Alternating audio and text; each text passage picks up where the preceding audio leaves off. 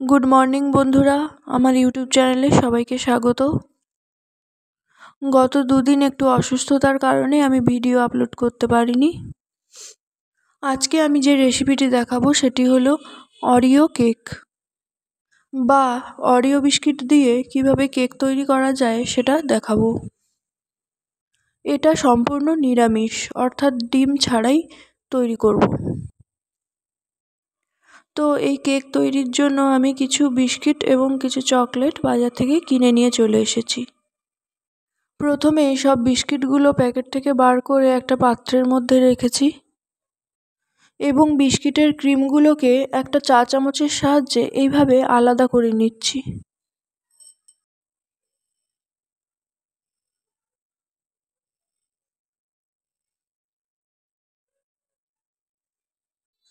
ক্রিমগুলিকে আলাদা করে নিলে আমার তৈরি করতে সুবিধা হবে। আপনাদেরকে আমি ধন্যবাদ জানাই এইভাবে আমার পাশে থাকার জন্যে এবং আমাকে সাপোর্ট করার জন্যে। যারা এখনও আমার চ্যানেলটা সাবস্ক্রাইব করেননি তারা সাবস্ক্রাইব করে দিন এবং পাশে থাকা বেল আইকনটি প্রেস করে দিন, যাতে পরবর্তী ভিডিওগুলোর নোটিফিকেশন শীঘ্রই আপনাদের কাছে পৌঁছে যায়। আমার ভিডিওগুলো ভালো লেগে থাকলে অবশ্যই লাইক, কমেন্ট এবং শেয়ার করবেন, যাতে পরবর্তী ভিডিওগুলো বানানোর জন্য সাপোর্ট পাই। এবার আমি বিস্কিট থেকে ক্রিমগুলোকে আলাদা করে নেওয়ার পর বিস্কিটগুলোকে একটা মিক্সার গ্রাইন্ডারের মধ্যে নিয়ে আমি গুঁড়ো করে নেব। অরিও বিস্কিটের সাথে আমি কিছু হ্যাপি বিস্কিটও নিয়ে নিয়েছি আর সঙ্গে কিছু বাতাসা নিয়েছি। এই কেকটা বানাতে কিন্তু আমি একটাও ডিম ব্যবহার করিনি। ডিম ছাড়াই এটা খেতে খুব সুস্বাদু হয় এবং একদম নরম তুলতুলে স্পঞ্জের মতো হয়। বিস্কুটগুলোকে এবার মিক্সিতে ঘুরিয়ে নিতে হবে, সঙ্গে সামান্য পরিমাণ জল দিয়ে দিলাম। কত সুন্দরভাবে পেস্ট হয়ে গেছে। এবার একটা টেবিল চামচের সাহায্যে এটা বার করে নেব। বার করে একটা বড় বোলের মধ্যে রাখছি। এর সাথে আপনারা ডেয়ারি মিল্ক চকলেটও মিশিয়ে নিতে পারেন। চকলেট ফ্লেভারের এই কেকটি আপনারা বাড়িতে একবার তৈরি করে দেখতে পারেন। খেতে খুবই সুস্বাদু হয়।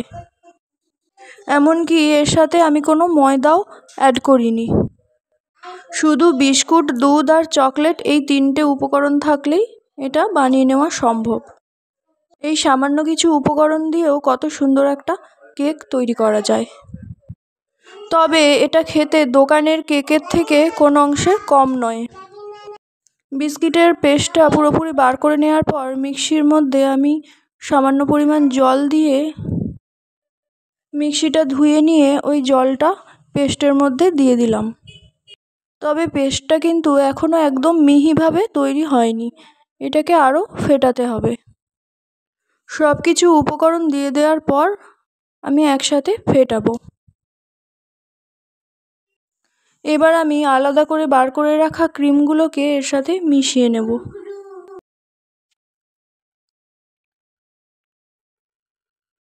এবার আমি দুধটা এখানে অ্যাড করছি।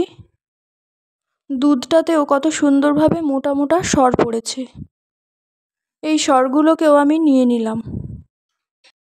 দুধের সাথে সর যদি দেওয়া যায় তাহলে টেস্ট আরও দুর্দান্ত হয়। এবার যেটা দিতে হবে সেটা হলো সামান্য পরিমাণ বেকিং সোডা। আপনারা বেকিং পাউডারও এর সাথে অ্যাড করতে পারেন। এবার সব কিছুকে একসাথে ভালোভাবে মিশিয়ে নিতে হবে। অনেকক্ষণ ধরে ফেটিয়ে নিতে হবে, যতক্ষণ না একদম প্লেন হচ্ছে। এইভাবে আমি বেশ কিছুক্ষণ ফেটাতে থাকব।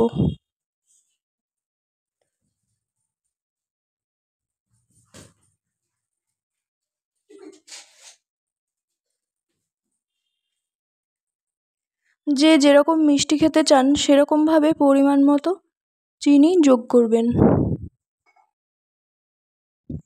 আমার কাছে চিনিটা আজকে ছিল না, তাই আমি বাতাসা দিয়েছি। আপনারা দেখুন ব্যাটারটা কত সুন্দরভাবে তৈরি হয়েছে। ঠিক ডেয়ারি মিল্ক সিল্কের মতো। চকলেট গলে গেলে ঠিক যেরকম দেখায় সেরকমই লাগছে। ব্যাটারটা একদম মসৃণভাবে তৈরি হয়ে গেছে। এবার আমি একটা সাদা কাগজ নিয়ে নিলাম। এই কাগজটাকে প্রেসার কুকারের মাপে গোল করে কেটে নিয়েছি। তারপর এই কাগজটাতে ভালো করে আমি তেল মাখিয়ে নেব এবং প্রেসার কুকারের ভেতরের সাইডগুলোতেও আমি ভালোভাবে তেল মাখিয়ে নিয়েছি। এবার আমি এই কাগজটাকে প্রেসার কুকারের ভেতরে বসিয়ে দিলাম। এই কাগজটা দেওয়ার ফলে কেকটা বার করার সময় সুবিধা হয় এবং তেল দেওয়ার জন্য কেকটা প্রেসার কুকারের গায়ে লেগে থাকে না, সুন্দরভাবে উঠে আসে। এবার আমার তৈরি করে রাখা ব্যাটারটা কুকারের মধ্যে দিয়ে দিচ্ছি। এই মিশ্রণের ঘনত্বটা আমি এখানে যেরকম দেখাচ্ছি সেরকমই করতে হবে। এইভাবে প্রেসার কুকারের মধ্যে সমস্ত মিশ্রণটা ঢালা হয়ে গেলে প্রেসার কুকারের ঢাকনাটা আমি বন্ধ করে দেবো।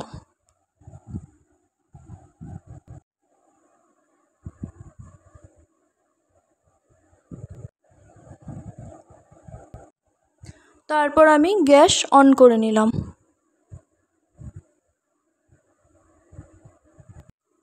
এবার গ্যাসে প্রেসার কুকারটা বসিয়ে দিতে হবে এবং গ্যাসের ফ্লেমটা একদম আমি লোতে রাখবো। এইভাবে লো ফ্লেমে প্রায় 15 থেকে 20 মিনিট প্রেসার কুকারটা বসানো থাকবে। প্রেসার কুকারের ঢাকনার উপর যে মাথাটা রয়েছে বা যেটাকে আমরা হুইসেল বলি, ওটা খুলে রেখে দিতে হবে। তার কারণ হলো প্রেসার কুকারের মধ্যে এখন জল দেওয়া যাবে না, তাই হুইসেলটা খুলে রেখে বসাতে হবে। গ্যাসের ফ্লেম লোয়ের থেকে বেশি বাড়ানো যাবে না এবং 15 থেকে 20 মিনিটের বেশিও বসিয়ে রাখা যাবে না। বেশিক্ষণ বসিয়ে রাখলে বা গ্যাসের ফ্লেম বাড়িয়ে দিলে কেকটা তাড়াতাড়ি পুড়ে যাওয়ার চান্স থাকে। 15 থেকে 20 মিনিট পর আমি চলে এসেছি এবং ঢাকনাটা খুলে দিয়েছি। এবার আমি চেক করব কেকটা পুরোপুরি তৈরি হয়ে গেছে কিনা। যদি দেখা যায় যে ভেতরটা এখনো হয়নি, তাহলে প্রেসারের ঢাকনা বন্ধ করে আবার 10 মিনিট লো ফ্লেমে ওইভাবে বসিয়ে রাখতে হবে। আশা করি এতক্ষণে পুরোপুরি রেডি হয়ে যাবে। এবার কেকটা পুরোপুরি ঠান্ডা হয়ে যাওয়া অবধি অপেক্ষা করব। এখন আমি প্রেসার কুকার থেকে কেকটা বার করব না। পুরোপুরি ঠান্ডা হলে প্রায় 1 থেকে 2 ঘন্টা পর আমি বার করব। এই কেক সমেত প্রেসার কুকারটাকে একটা পাত্রের উপর উল্টে দিলেই সহজে কেকটা বেরিয়ে আসবে। দেখুন কত সুন্দরভাবে কেকটা বেরিয়ে এসেছে, একটুও কোথাও ভাঙেনি। এবার পেছনের কাগজটা আমি আস্তে আস্তে তুলে ফেলব।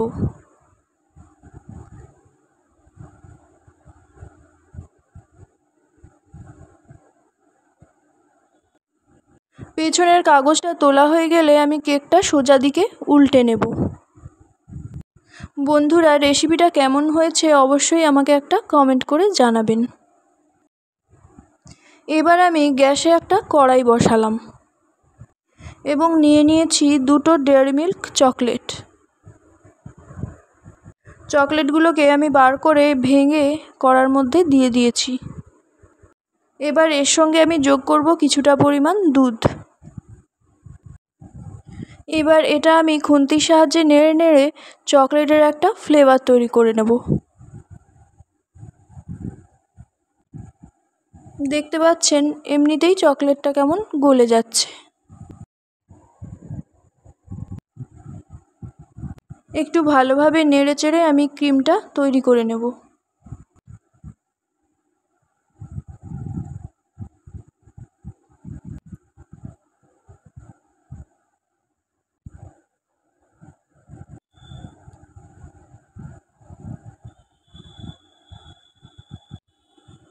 দেখুন কত সুন্দর একটা ক্রিম তৈরি হয়ে গেছে। এবার এই ক্রিমটা অল্প একটু ঠান্ডা হয়ে গেলে আমি কেকের উপর ছড়িয়ে দেব। ভালোভাবে চারিদিকে ছড়িয়ে দিতে হবে।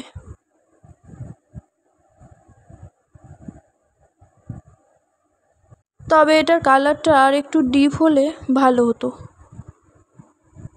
এর সাথে যদি ডার্ক চকলেট মেশানো হতো তাহলে কালারটা আর একটু ডিপ হতো। এবার আমি নিয়ে নিয়েছি কিছু পার্ক চকলেট, আর একটা নিয়েছি জেমস চকলেটের প্যাকেট। এগুলো আমি অবশ্য একটু ডেকোরেশন করার জন্য নিয়েছি। আমি পার্ক চকলেটগুলোকে ছোট ছোট করে ভেঙে নিয়ে কেকের চারিদিকে বসিয়ে দিয়েছি এবং জেমস চকলেটগুলোকে ওপরে গোল করে সাজিয়ে দিয়েছি। ডেকোরেশনটা কেমন হয়েছে তা অবশ্যই আপনারা কমেন্ট করে জানাবেন।